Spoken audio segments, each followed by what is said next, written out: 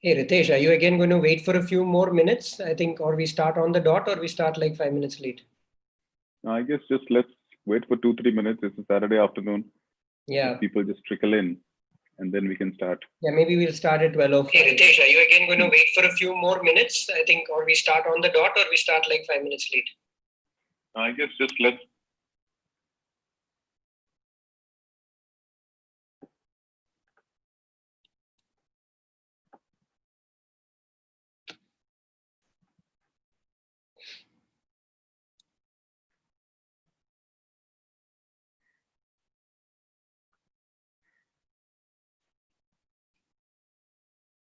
Can you see me okay?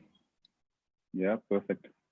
Should I try For a this? moment, I had the YouTube video on at my end, so I could hear 2 or 3 echoes of everything that we said. Yeah. I've now switched that off. But I can't see the count though. So how many people do we have now on the channel? I think around 60 or 70 so far. Mm-hmm.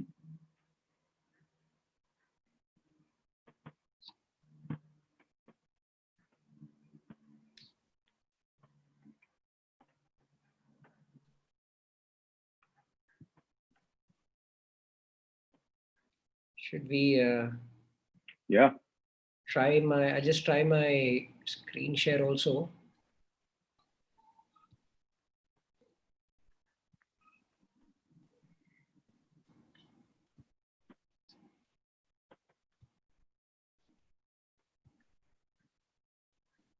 All good? Yeah, perfect. You can see it in full screen. Okay, so I'll stop screen share, and then once you hand it over, I'll continue.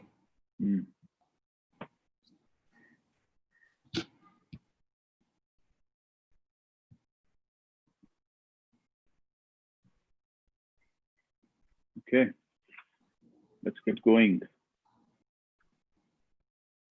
About a few minutes over 12. I think it's a good time to start.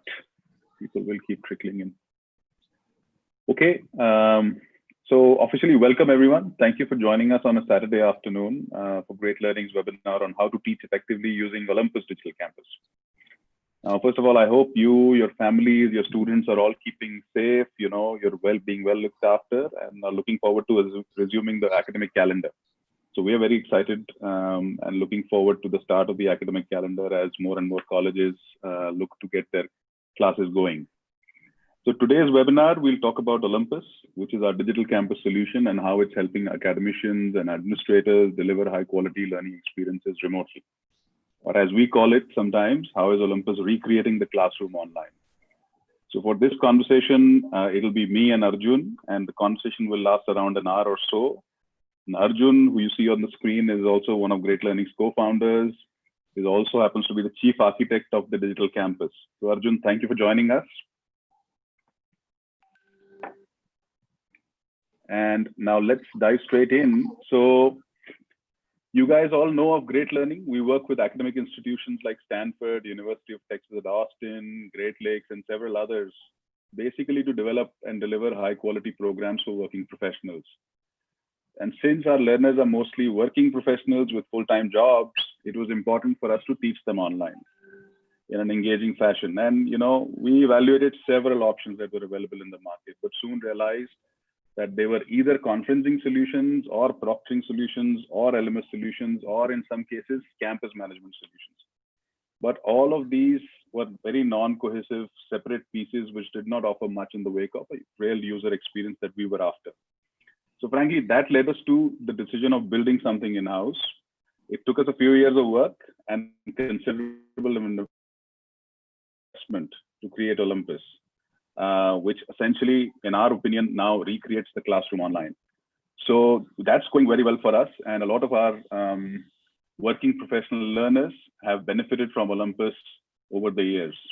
Now, fast forward all of that investment that we made and come to March 2020, when the pandemic hit us and we were all put in this lockdown situation.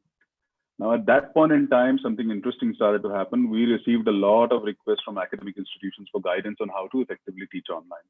And in a way, we felt obligated because we had all this experience of teaching online, and we had these institutions which were asking us for some help. So perhaps it was during those conversations that we felt Olympus could greatly benefit academics, and we really started thinking of extending it to institutions. So this session is going to be, how does an academic institution use it? How do they benefit? And how Olympus is unlike any other solution that's available in the market today. So it'll be a mix of live demonstrations, some active Q&A. So please keep sending in your questions. There is a live chat option available to all of you. So introduce yourselves, tell us where you're from, and send your questions, and we'll try and cover as much as we can in the session today. And now, without any further ado, Arjun, if I can just pass it over to you, and you can take it from here and dive straight into Olympus. Sure. Thank you, Ritesh, and hope everyone can hear me. Yeah, loud and clear. Yeah. Okay, great. So I'll share my screen. I hope that's also visible. Yes, thank you. Okay, great. So as Ritesh said, today we are actually going to accomplish two things. One is to talk about what are some best practices in teaching effectively online. And two, show how that can be done using technology, right? So leverage how that can be done using technology, which in our case, we'll demonstrate that using Olympus Digital Campus. We'll talk about which is the technology that we have for conducting live online classes and a bunch of other things. Now, when faculty are getting started with teaching online, there is apprehension. So which is why we're doing this session. And hopefully all of you are faculty members or directors and VCs who decided to join the session, because it's obviously relevant for a faculty member or a teacher, or at least somebody who's interested in teaching online. So it's completely around that. We've of course been doing this for several years right now. And I personally have spoken to hundreds of, if not thousands of faculty members over the last several years, equipping them with technology and processes to teach effectively online. So that's a quick background about me, as well as what this course is going to be about. So Olympus Digital Campus is an end-to-end cloud-based solution to conduct online and blended learning for the entire college or university. Now, one thing to remember is when typically someone thinks of live online teaching or online delivery, they think of just conducting a live session, a session such as this, for example. Now, this is, you can say that it is part of teaching and it is part of online teaching, but that's probably about 10-15% of what you need to do. There's a whole lot more of what it means to deliver outcomes online. So we'll actually talk about what that is in this course. So let's actually get started. Now, very briefly, let me talk about Great Learning. Great Learning is India's largest edtech company in the higher education and professional learning segment. We work with about 1,500 faculty members and mentors, and have around 3 lakh students who take our free courses, and about 25,000 of them who have enrolled into our paid PG program. Now, these courses we deliver in collaboration with leading academic institutions such as Stanford, UT Austin at Texas, IIT Madras, Great Lakes, among several others. And across all these students and 22 million hours of learning that we've delivered over the last 7 years, we've had a learner rating of 4.5 on 5, 90% completion rates, and now students from 80 different countries. And for doing all of this, we've used Digital Campus as the platform, as a technology platform to deliver those courses online. And that's what we are going to demonstrate today and talk about what are the best practices of teaching effectively online. Now, when you get started as a faculty or an administrator or a director or a head of a department or an institution, when you think of how do you how do you take the first few steps, that's where the breakdown happens. That's where not enough training has happened. So we'll talk about many of those things: planning and delivering your first online course, using a structured learning environment, planning delivery, live teaching, planning and conducting assessments, learner engagement and tracking. So as I started, when I said teaching effectively online is not just about coming on a video conferencing software such as Zoom or Teams or anything of that sort, and then delivering a lecture. That is an important aspect, and there are some tricks that you can use to make these sessions engaging. But there are far more things that are needed to ensure that outcomes are delivered. So we'll talk about all these other things, which are the other things that are there on the screen. Now, the good thing about planning and delivering your first online course is that it's very similar to what you would have been doing in your class already. Now, I want to draw a distinction out. At no point during this time are we going to talk about how you can be a better teacher or what can you do differently. You're all wonderful teachers. You've all been doing what you're doing for a very long time and are able to delight students in the classroom. So we're not talking about that. What we're talking about is how do you translate those aspects of what you do in the class in a different environment, which is basically an online environment, and create similar outcomes and similar experiences for your students. That's what we're discussing today. So number one is you start with your usual pedagogical planning, decide on the number and duration of live classes. Now, this is a little different, where it is different from classroom. Now, in the class, if you're teaching a course which is 100 hours, maybe 50 to 60 hours of that, you might actually lecture in the class, and remainder might be lab work, assessments, however it is that you're organized. But if it is a 100-hour course that you have in your physical classroom, and the same course you're taking online, or you have to deliver online for the first term or the first semester, you may not have to actually teach 60 hours of live classes. It may come down quite significantly because you may be able to use recorded material. Similarly, what you don't fully realize is when you're in the class, there's a lot of time that is lost for discussions, for just engaging students, cracking jokes, writing things on the wall. So none of those things are there online. So time will actually come down significantly. You need to organize and share your learning material in advance. Now, this is another difference because in the class, you may be able to just distribute things on the fly. Now, online, you can't do that. If you try to do that on the fly, then you will lose time, and there may be technical issues that you may need to deal with, and the teaching process will get hampered.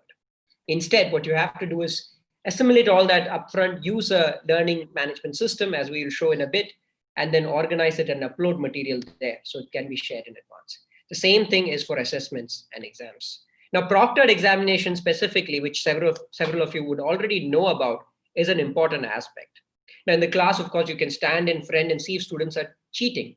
But online, you need to leverage a proctored examination software to invigilate and watch multiple streams of students taking the exam at the same time to ensure that there is no teaching, ensure that there's no cheating going on, along with some other features that we'll talk about in a minute.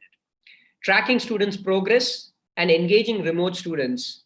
I'll talk about these two things together because in the class, you're again tracking how students are doing, you're engaging them in many different ways, but you'll have to leverage technology to do that when students are remote. You're not able to see them all the time. They're not coming to your campus all the time. They're not working with other students and peer interactions are not happening. So how do you do that online?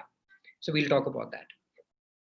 Now, providing guidance online, similar to how you would have met somebody after your class of 1 or 2 hours and answered some questions. How do you replicate the same thing online, right? So these are another important aspect of delivering a high quality learning experience online.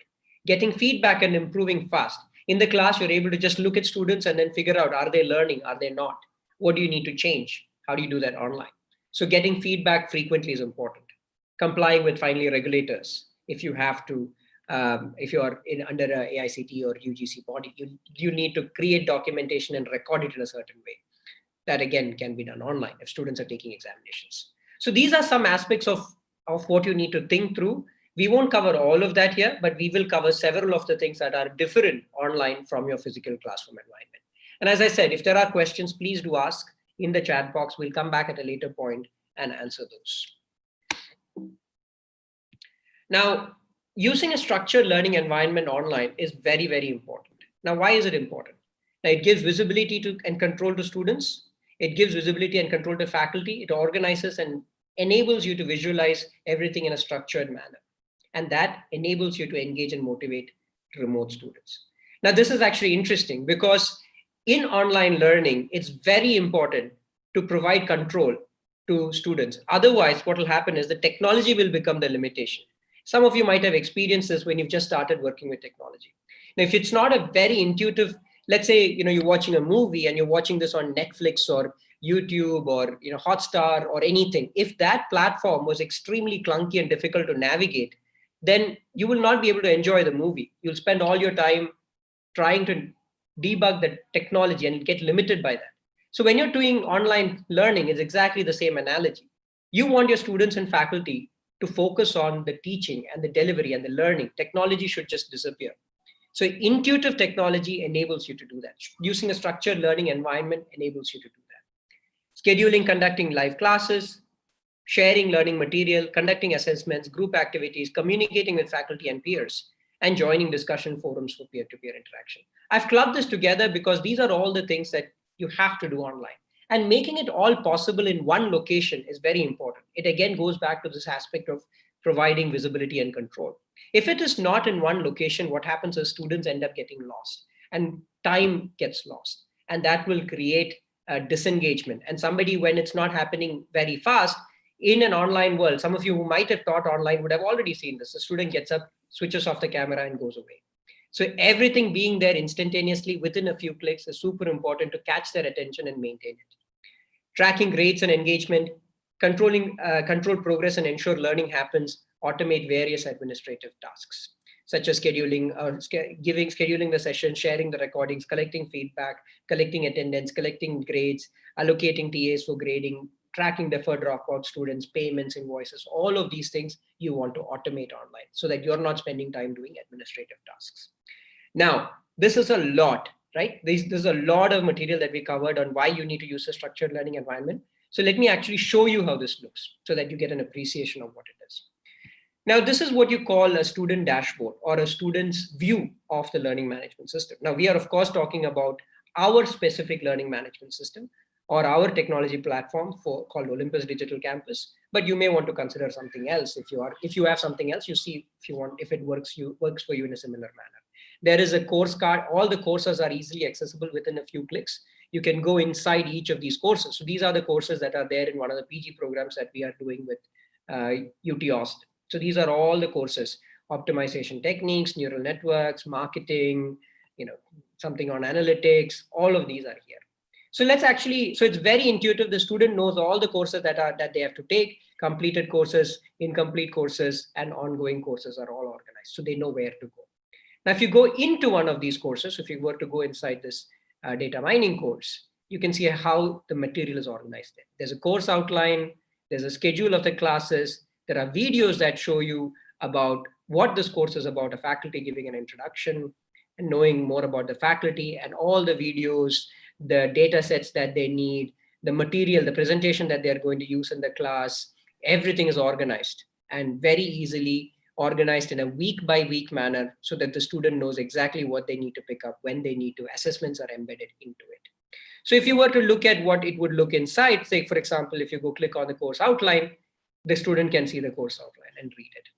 They can look at their first lecture and learn from the faculty directly, right? So it can be a very brief introduction, but it's very useful to engage and interest students.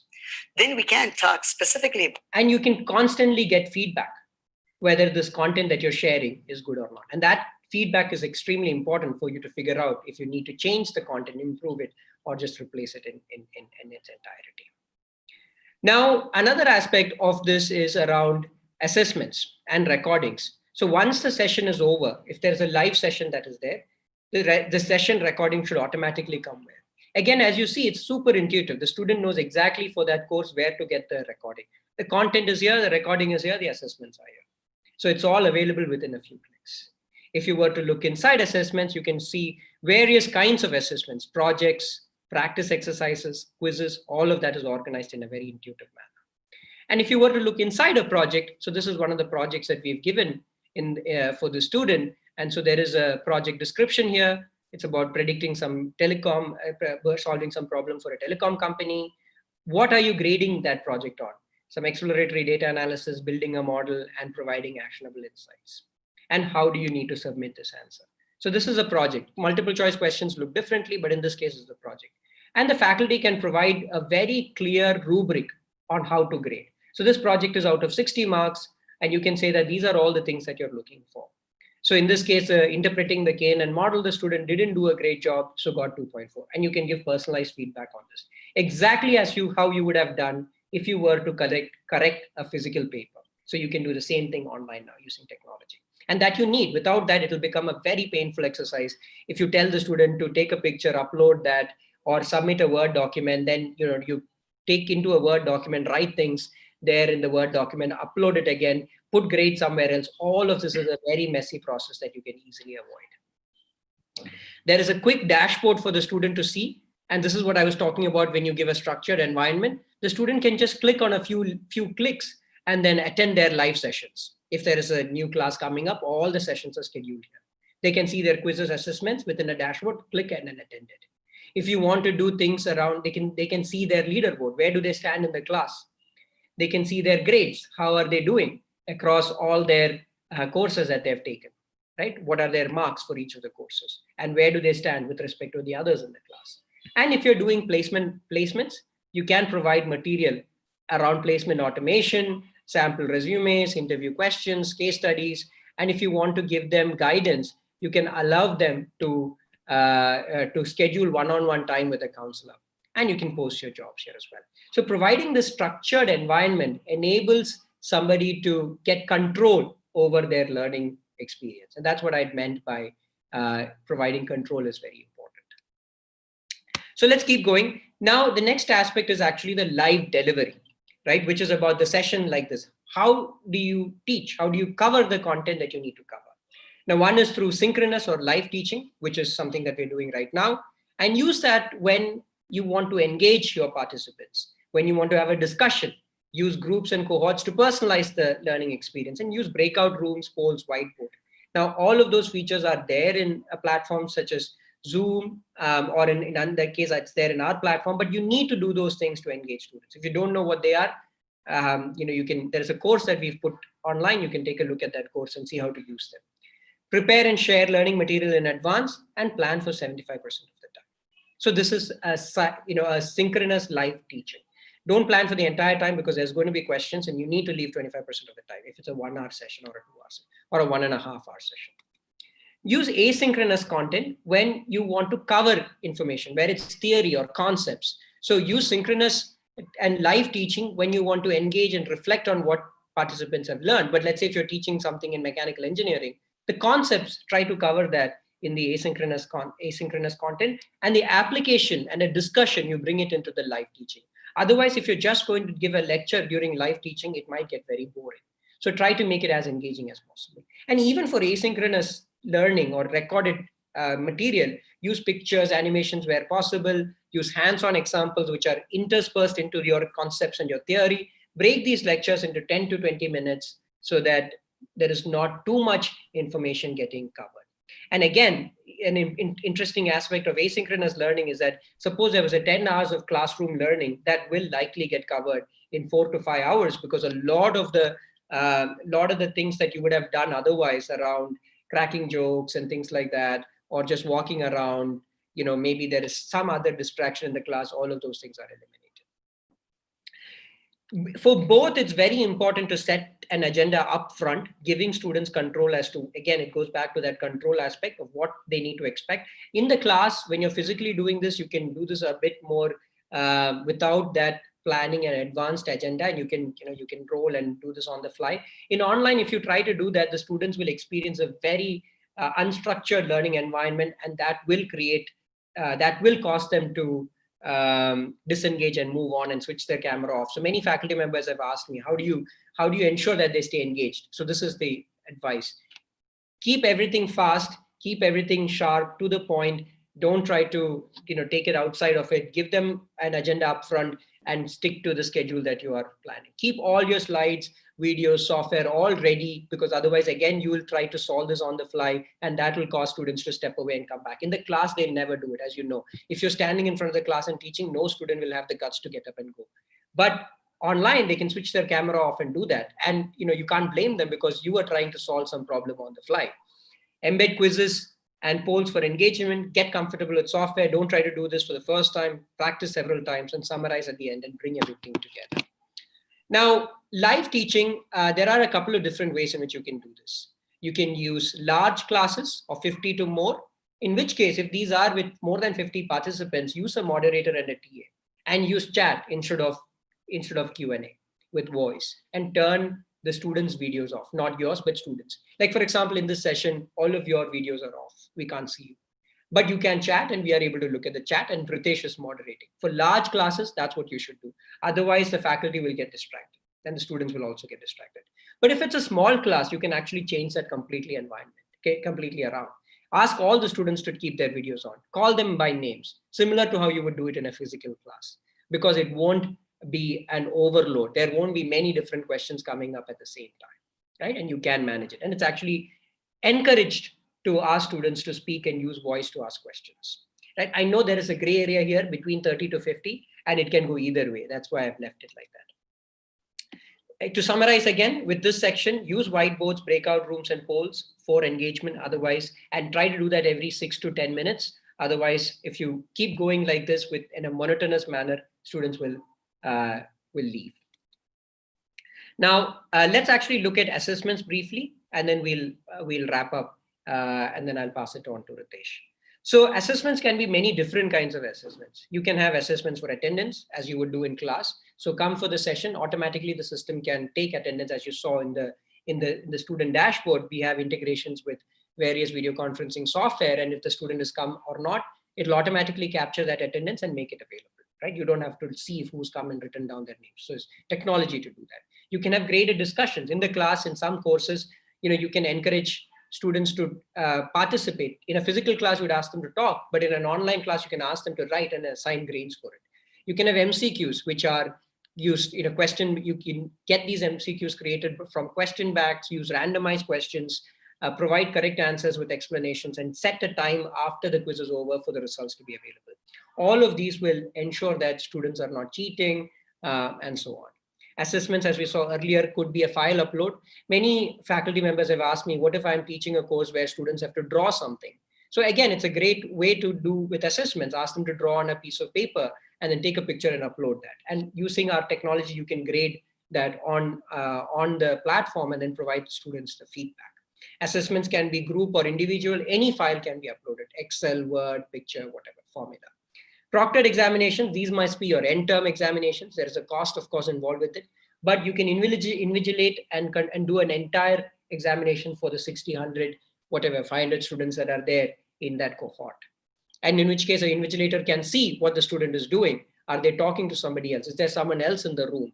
Are they looking at another screen? And you can block their screen. Like when they are doing the exam, they cannot leave that browser. They have to do the examination within that browser. So you can prevent plagiarism, you can prevent copying to a large extent. It's not like a perfect solution. Nobody has actually made it completely foolproof, but it will give you that ability to do proctored examinations. So Olympus, of course, our digital campus provides you the ability to do proctored examinations, live classes, all the things that I'm talking about earlier. The platform enables you to do. You can give projects which have milestone-based grading. For example, a project running around 4 months. Every month there is a milestone that is there for which you have to give grading. And you can add other things around labs and so on. The key here is, though, frequency. When you're doing this online, every week they should have something to do, and you should schedule this in advance. And students should see what that schedule is. On such and such a day, this examination is due. So they can plan their time. And you also plan it in such a way that there are not overlapping things happening on the same day. So the technology will enable you to do that. So finally, all of these things come together for a great outcome. The grades that the student gets. So it's important for you to track the grades, the feedback that the student is giving, and modify your lecture, your teaching, your content if the feedback is not great, and look at their engagement. Are they coming to your live sessions? Are they watching the videos? Are they consuming the material that you have uploaded?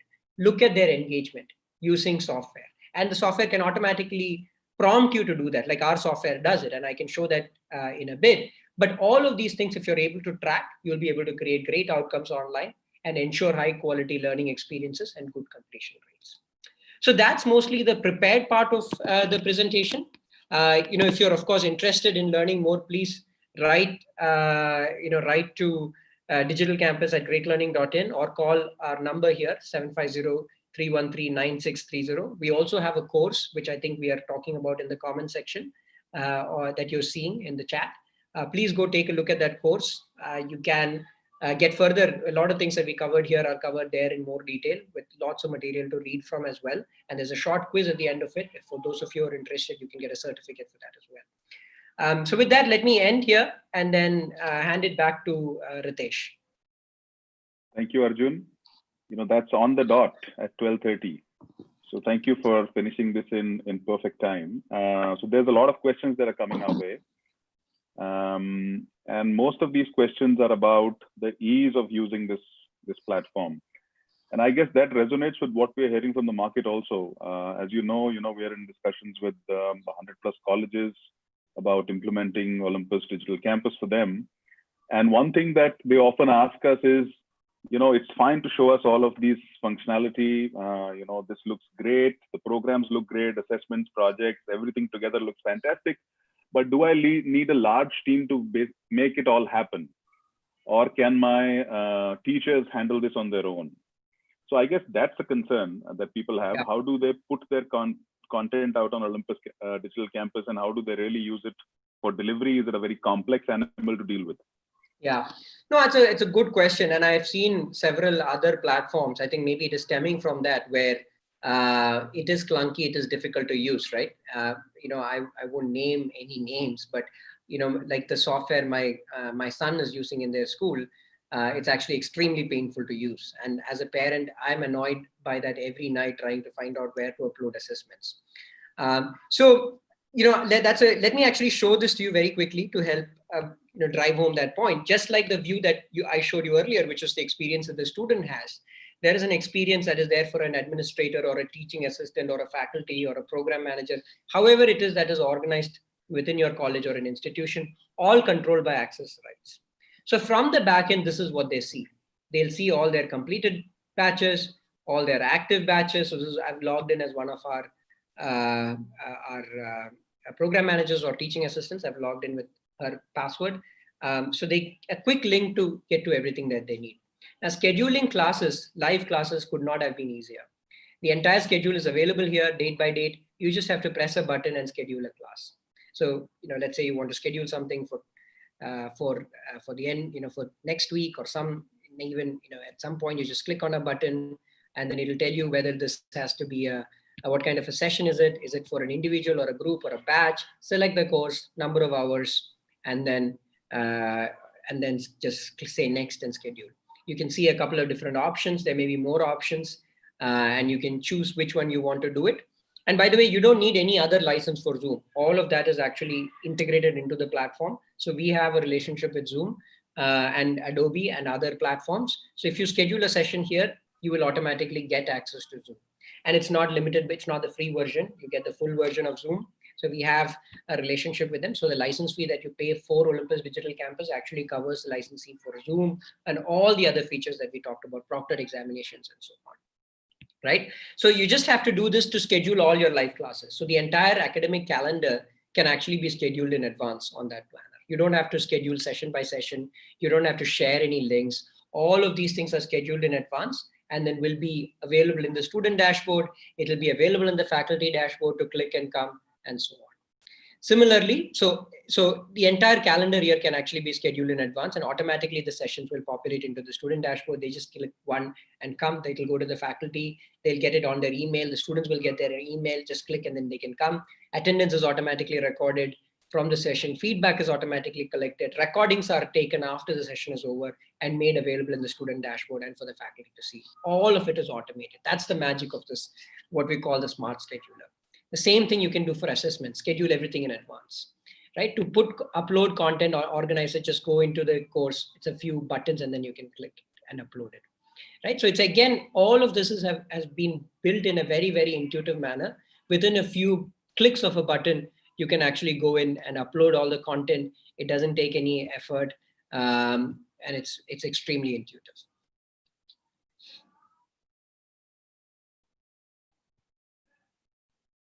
Hello, Ritesh. I think Ritesh is stuck. In the meantime, sorry. Thank you. Yeah, thank you for covering that, Arjun. So basically, this is all self-serve, right? I mean, this is faculty members can do this on their own. They don't really need a large staff supporting them for this. If they have a teaching assistant, then the teaching assistant can take care of most of this. Absolutely. Everything can be done by the faculty or the teaching assistant or by both, depending on access rights. Mm-hmm. There's an extension of this question that's coming to us, and that is more from the point of view of campus administrators. Yeah. I guess the spirit of this question is about what kind of reports can be extracted, what kind of data can be made available. There are projects, assessments, etc. How can all of that be stacked together from an administrator's point of view and from a data point of view? So if you can just spend some time talking about that, it would be great. Yeah, no, that's a great question. In fact, that's exactly the tab that I'm on right now. And, this is a tab where you can see attendance. So you can see attendance. These are all part of the reports. Like you can see attendance at a course level. So all the different courses, and you can download and take it for yourself. You can see it at a student level for all the courses that the student attended, and you can download it and keep it. So all of that is, again, within a few clicks on the back end. You can do the same thing with grades, and there are multiple views for the grades. So this is grades. In this case, what kind of marks a student has scored in all the different courses that are part of this program. Again, there is a view that you can get for all the students across all the courses. Just download it and then do what you need to do with it. Or you can go into a course and then see the students' grades for that course, for the various components of that course.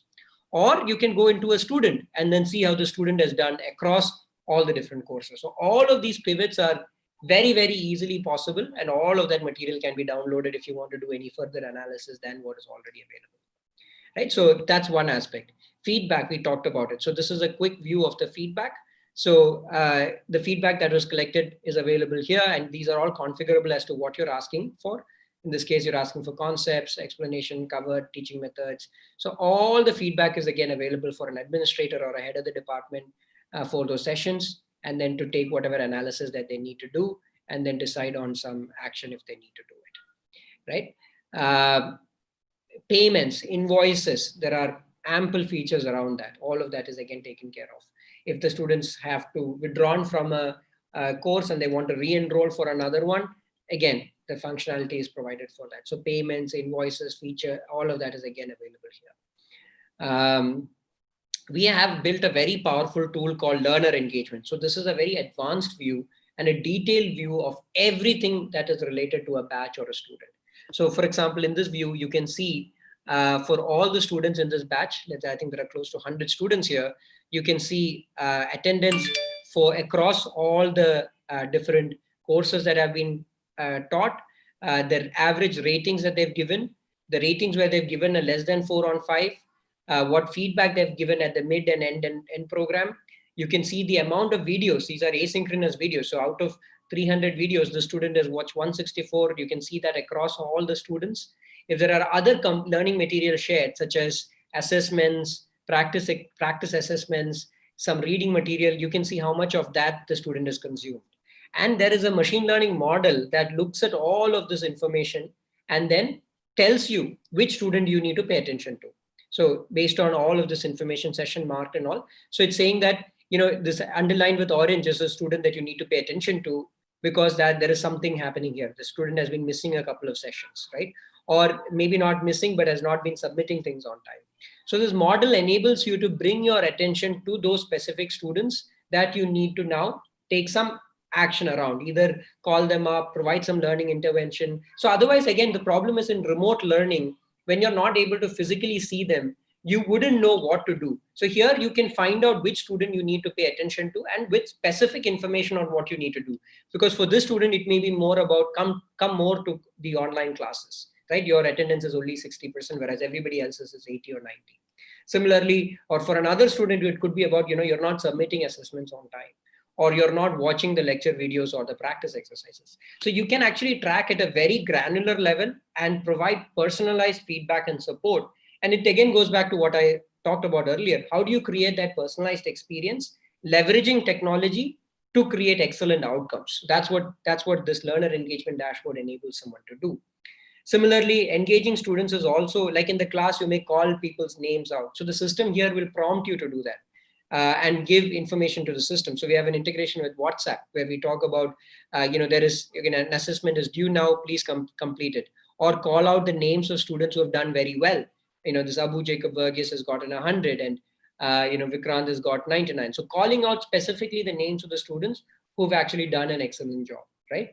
So the system automatically does all of this for you. So your attention can be spent on higher order other activities as a teaching assistant or a program manager, or even as a faculty member, and that can be around teaching and creating great learning experiences and content. You can allocate TAs to grade your quizzes and assessments if that format exists, and the system automatically figures out whether the TA has done a good job or not, and you can review that and publish it. See, if it's a 5-star rating, based on the number of comments and how the TA has answered, the system automatically lets you know that this TA has done a good job, or in this case, the TA has not done a good job. So you can ask it to be regraded, or you can decide to grade it yourself and publish it accordingly, right? So at each quiz level, you can get a lot of insight on how the students are doing. So a lot of analytics is possible, and a lot of reports are possible. You can track at a very granular level on how your students are doing. Thank you. So when I see this, Arjun, frankly, it doesn't look to me like Olympus is just an online teaching platform. I think it's fair to say that it's more a digital campus management solution where one can also teach online. That's how I would register Olympus with what you've just explained and shown to us. So thank you very much for covering that. It's a great segue into a question that's coming from many, which is about alternative options available in the market today.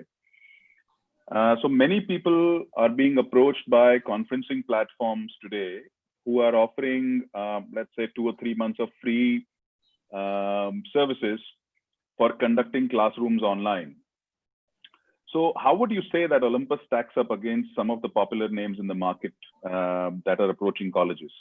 Yeah, no, so it's a great question, right? But the way I think of this is, there's a comparison slide. I'll just quickly show that. Now, the key here is, as you said, if it is just about doing a live class, there may be some software that enables you to do it. But and it could be free also. But the difference here is that doesn't create outcomes, right? It's about, it's like saying, oh, why can't I watch video on YouTube and learn? You cannot, right? That's not enough. Why do people go to a institution for getting certain outcomes? There are many other aspects that create a certain learning experience. And these include, making sure that you have the ability to conduct polls, use breakout rooms, collect attendance, get feedback, engage students, schedule everything in advance, share the recordings. So all of those features actually come in our digital campus platform. And there's a quick comparison with others. Maybe Zoom offers a couple of them, but they don't offer a lot of the others. Similarly, for assessments, you could potentially get a learning management system. And there are some free learning management systems, but they are very, very limited, right? For example, Google Classroom, it's a very limited learning management system. You may not be able to do MCQs, grade, evaluate, do proctored examinations, do hackathons, conduct, give students a view across all their grades and so on, right? So all of that is actually made possible in the Olympus Digital Campus, right? Doing labs, for example, there is an integration for labs. So you saw the student dashboard, the faculty dashboard. Now things like that are not available anywhere. Now, I'll actually tell you a little bit about why we built all of this, right? So every month we deliver 1 million hours of learning online. 10,000 students come on a day to attend our live classes. And thousands of faculty members are teaching every day, right, on our platform. Now that scale doesn't really exist. There was no use case for something like this for colleges and universities. And so, which is why nobody actually built a solution for this. None of these platforms were built for that. Whereas this is exactly the use case for which we built it. So now suddenly, when colleges had to shut down across the country their physical classes and they have to move online, all the features that we had built are exactly useful for that. Placement automation, tracking students who are remote, engaging them, capturing attendance, automating all the administrative tasks, all of those features are relevant. So you will not find a comprehensive solution like this that has all these features. And in fact, I think it is the most comprehensive solution that's there that will actually enable you to take your entire campus online, and all of it is actually working together in a seamless manner. And see, that's the other key. You may be able to get individual components and none of them will talk to each other. So all these individual components, you'll need to understand how to make them work. So you'll just add a lot more overhead and it'll again go towards wasting time, whereas we've brought it all together and it's evolved over the last 7 years to the product it is. Thank you, Arjun. So there are some requests coming for this comparison sheet. So I guess if you want to have a look at that, please send us an email. The email ID is on the screen, and we'll be happy to share this comparison chart with you. Now, moving on, and a related question to the comparison with other products, Arjun. See, over a period of time, many colleges have made investments in legacy systems, right? Somebody's gone out and separately bought the LMS. Somebody has separately contracted with a Zoom.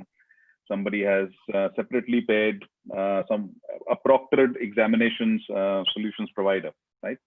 Now, these are all legacy investments that they've either made or they pay to them on an annual or a quarterly basis. And I guess the question from people is that how does Olympus commercially stack up against the various components that I have as individual components? So if you can just talk about the commercial impact of using Olympus versus those individual components. Yeah, no, see, that's a great question, right? The way I think of this is this, that there are many different pieces of software. As you said, you need to get software for placement automation, software for as a learning management system, software for live conferencing and live teaching, software for proctored examinations. All of these things you'll need to get. Now, just take proctored examinations as an individual, as just one thing. I won't talk about, like, there's no point in comparing with against everything. But as a simple thing, in the commercial market right now, proctored examinations would cost anywhere between 80 to 100 rupees per student per hour, right? And sometimes more, 120, 130, there could be all kinds of rates. Now, if you are an average sized college, even with like 1,000 students, don't worry, even bigger, that itself will cost you 10, 15, 20 lakhs for just one semester, right? Most likely, if you're a college of that size, the product will be just the entire product cost will be at that price.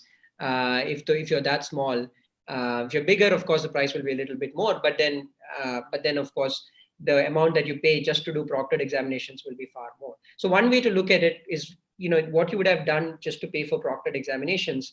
You will get the proctored examination software. You will get live conferencing. You will get LMS. You will get placement automation. You will get all of this in one package already.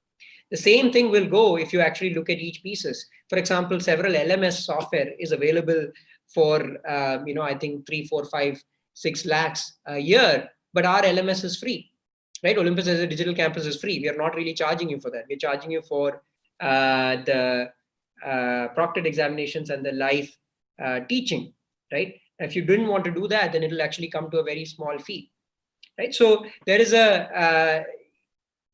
without a doubt, compared to anything that is out there, the software will be cheaper and it'll be integrated, it'll all work together.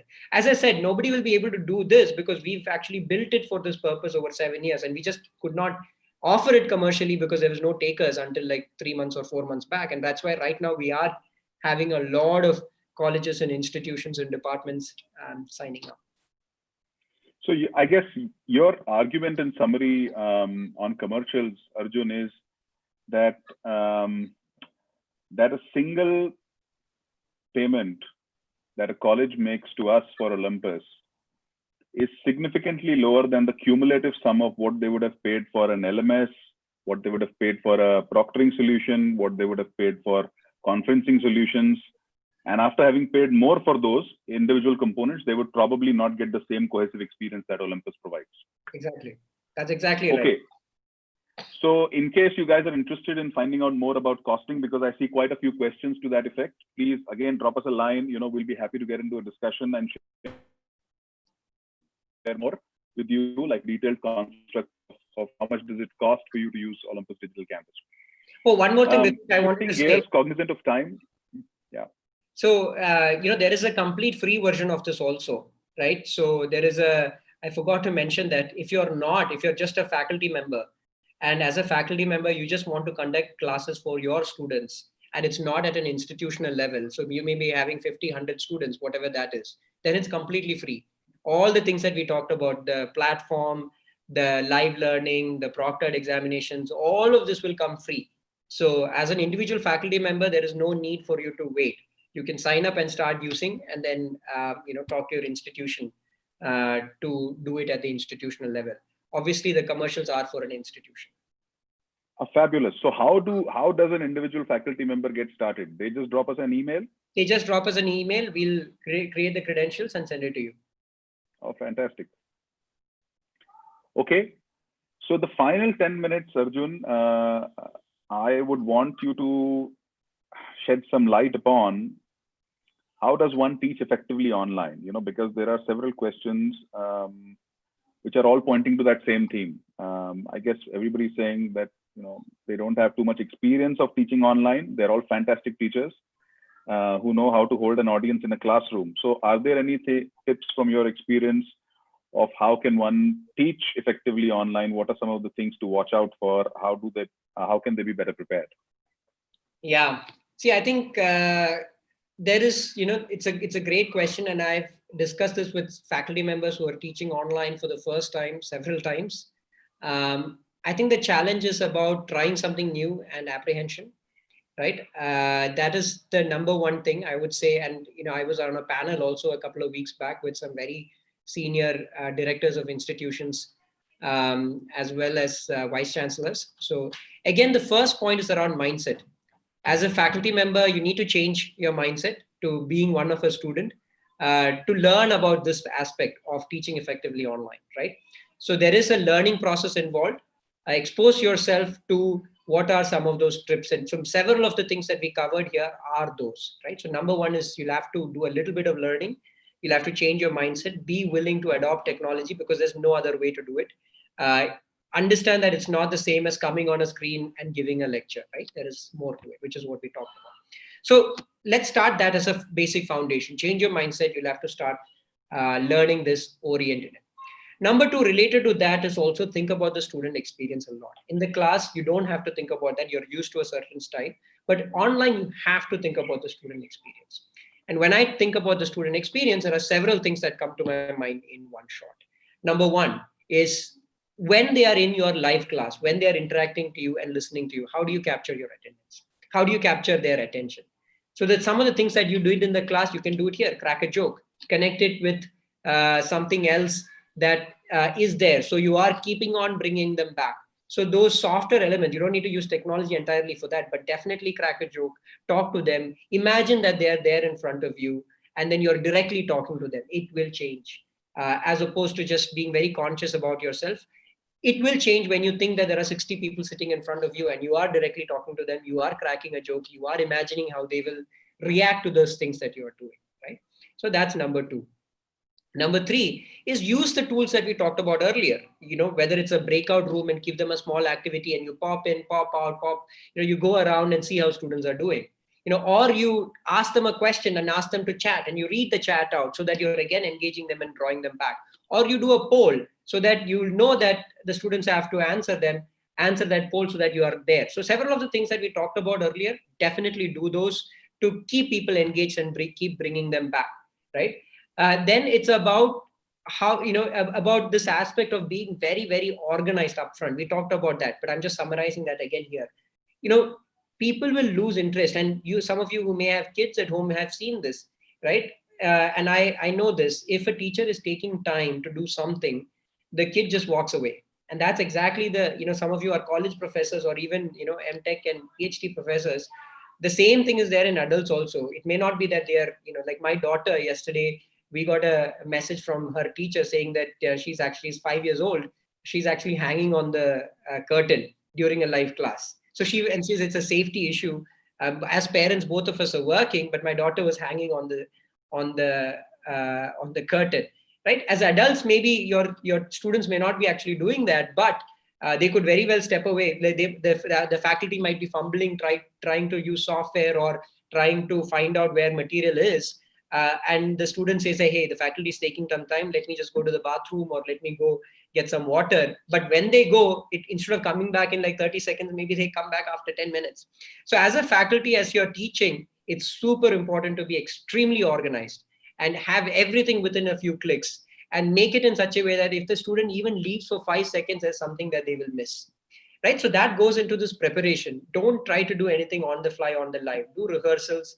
Give all the material to students. Several times what happens is that there is some technology issue, and if there's a large file that you're trying to share, it will not get across to the other side. So put it on the learning management system. Tell the student, go here and get it. And in fact, if you can do that in advance and tell the student to have everything organized at their end, it'll go even better. Put all the material up on your learning management system, Olympus or whatever it is, and then tell the student, hey, make an announcement saying that in this class, I'm going to use these material. It's all here. Please open that and keep it ready in your class. So by the time I come, we can go through it. So even then there are technology issues and you have to switch off your video and you have to use something on a low bandwidth. If they can just hear you because they can see, they have the material with them, they can follow along. And those are aspects of engaging, right? Then we talked about how to, these are about live teaching, whether it's small group or large groups, there are some dynamics there. But beyond that, we also talked about engaging remote students, right? Making them do assessments, interesting group activities. See, group activities and peer learning is a very important aspect of high quality learning. So give group projects, give group assessments, ask them to work on something together. So all of those things you can actually do in an online environment and you can track it as well. Right. So, I can keep talking about this for another 15, 20 minutes, but I want to stop here and say that some of it will come from practice also, right? You don't have to get all the answers today. These are some of the basics. And as you start doing this, you will start learning how to engage someone, what are the things that you should not do, and you will get better over time, right? So with practice, it will improve. Don't get that, which is why it's very important to use technology, because good technology like Olympus Digital Campus, because if you don't use that technology, then what will happen is most of your time, you're not focusing on these things that I talked about, on how to teach online. You and your students will end up getting limited by solving technology problems, how to find material, how to give an assessment, where is the assessment, how to attend a live class. And I've seen that happen. A lot of time will get spent on that, which is wasteful. Instead, let people focus on this new environment, which is why technology should actually, it's like, if there is a really poor quality campus, the shed is leaking and, you're sitting in a shed with a leaky roof and, the walls are crumbling. Even if a really high quality faculty comes there and teaches, it's going to be a challenging environment, right? So just as you want a physical campus that is beautiful, organized, well-structured, an online campus should also be like that. With that, let me end here and then, see if there are any more questions. Thank you very much. And I guess there is also a free course that's available for all faculty members, which is available on Great Learning Academy. The link for that program will be sent to all of you over an email, and you can all register for that free program. That program is all about how to teach effectively online. So you could get a certificate for doing that program, and like Arjun said, really practice and learn how to become perfect movie stars as far as online delivery of programs is concerned. So Arjun, I think we're on the trot. As far as questions are concerned, we've answered most of them. There is going to be an email to all the attendees who were there with us for this webinar. If you want the details of either costing or the free trials, or you want the product comparison sheets, then please write to us and we'll be more than happy to share more. My last closing comment is that this is going to be a series of webinars that we do. And at some point in time, we would love to hear views from all of you who've attended this webinar and hopefully who've also done the certification program for how to teach effectively online. We'd love for you to be a part of those webinars and share your experiences with us as to how Olympus and how our program is changing your more active online teacher. So with that, we'll call it a day and end here. Thank you very much again for spending time with us on a Saturday afternoon, and we look forward to seeing you all soon. Thank you. Thanks, Arjun. Thank you. Bye. Good luck, everyone.